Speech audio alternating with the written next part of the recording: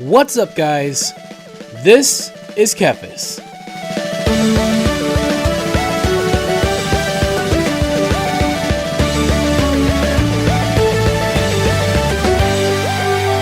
Welcome to Class Course, where we take a brief look at a specific class specialization from World of Warcraft and break down their core rotation.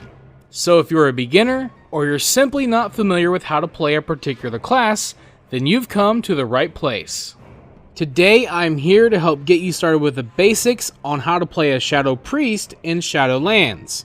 As a Shadow Priest, you'll want to make sure that you're always in Shadow form to increase your damage and give you access to your most powerful abilities. You'll start things off by applying and maintaining Vampiric Touch and Shadow Word Pain on your target. Both of these abilities will deal damage over time.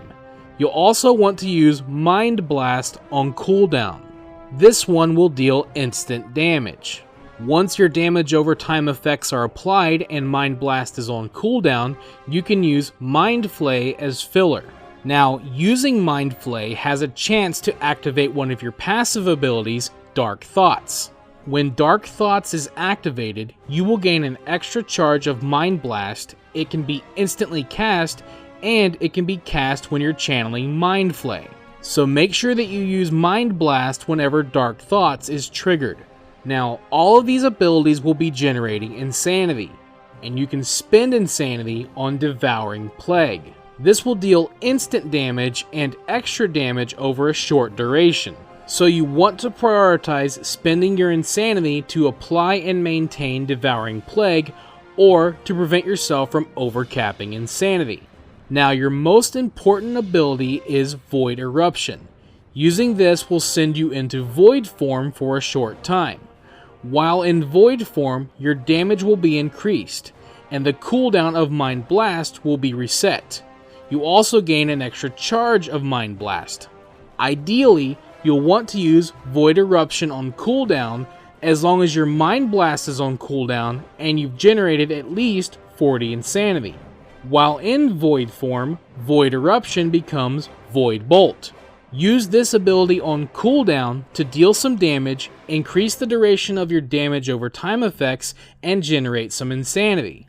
Now, when you're fighting multiple enemies, you'll be doing pretty much the same thing, except you want to try to apply and maintain Vampiric Touch and Shadow Word Pain on as many targets as possible.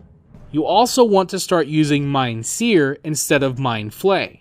Now, Mind Seer can also trigger Dark Thoughts, which is good, because whenever you have 4 or more targets stacked, you pretty much only want to use Mind Blast whenever Dark Thoughts is triggered. Now, there is one other ability in your rotation that we should go over called Shadow Word Death. You only want to use this ability when targets are below 20% health, because when they are, Shadow Word Death deals significantly more damage. However, there is a catch. If Shadow Word Death does not kill your target, it will deal the same amount of damage to you. The good news is that abilities such as Vampiric Touch and Devouring Plague provide self-healing. However, if you think you might die, it's probably not best to use Shadow Word Death. Last up, let's talk about your 2 main offensive cooldowns. First up is Power Infusion. This will increase your haste for a short time, so use it whenever it's available. Next up is Shadow Fiend. This will summon a Shadow Fiend to fight alongside you for a short time, and each time it attacks, it will generate some Insanity. So make sure that you summon Shadow Fiend whenever it's available.